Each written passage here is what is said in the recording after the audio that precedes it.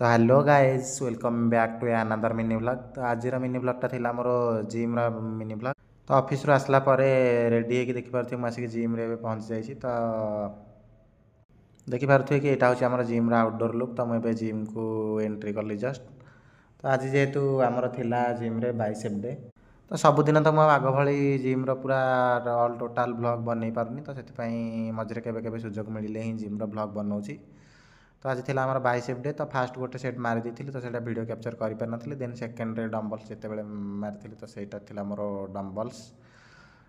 Then यहाँ गोटे आज नुआ सेट यहाँ भाई बहुत कष्ट लगुच करने। तो पेन भी बहुत जोर करुच्ची। तो जोटा कि थाए कि नो पेन तो नो गेन।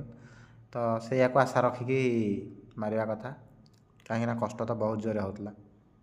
एमती रिभर्स सेट मुझे भी मारी ना आज फास्ट टाइम मारल बहुत भी पेन होता। तो देन तापर सबू सेट्र ना जेहेतु मुझे जानी बास भाई मैंने जहाँ मार्च मोर सीनियर जी कि मत बहुत हेल्प करती आ शिखाती सबकि। तो मानक देखिए गोटे गोटे सेट ही मारुची। तो ना सब सेट्र जापारूनी जेहेतु कौ सेट्र ना कौन मुझे कहीपरूनी। तो जिम रे एमती गोटे दिन थिला कि मोर स्वप्न थिला कि 10 किलो वाला डम्बल्स रे कोदिन मु बाइसेप मारिबी। तो देखिपे आज एवं जोटा मारी सारी सेटा थिला 12 केजी डम्बल्स। तो आज दिन में मुझे देन भाई मैंने समस्ते आज 17 किलो वाला डम्बल्स 17.5 वाला डम्बल्स रे बाइसेप मारुले। तो देखिए मुझे 17.5 डम्बल्स रे बाइसेप मारुच। तो मुझे ट्राए करे। तो देखिपे ये डम्बल्सटा हूँ 17.5 17.5 वेट।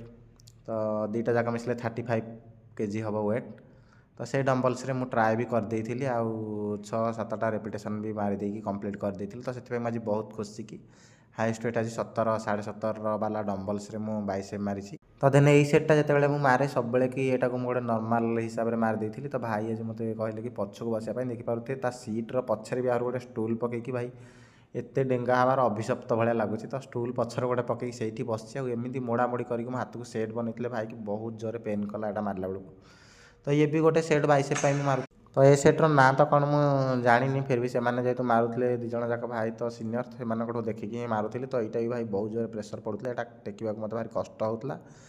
आउ जो भाई को कही शूटिंग करने बाध्य हो लास्ट डाकिली कि भाई शूटिंग बंद करके आसिक मत सपोर्ट दियो कहीं यहाँ टेकिया मत बहुत कष्ट हो। देन यहाँ थी मोर लास्ट सेट जोटा कि 7.5 वेट्रे मारूली। तो देन 10 केजी वाला डम्बल्स नहीं से मारिदेकी देखिपे हेयर स्टाइल टाक देखे स्टाइल मारिदेली। देन प्रभु को प्रणाम कर आसिली। रोचे that's it my mini blog. Thank you.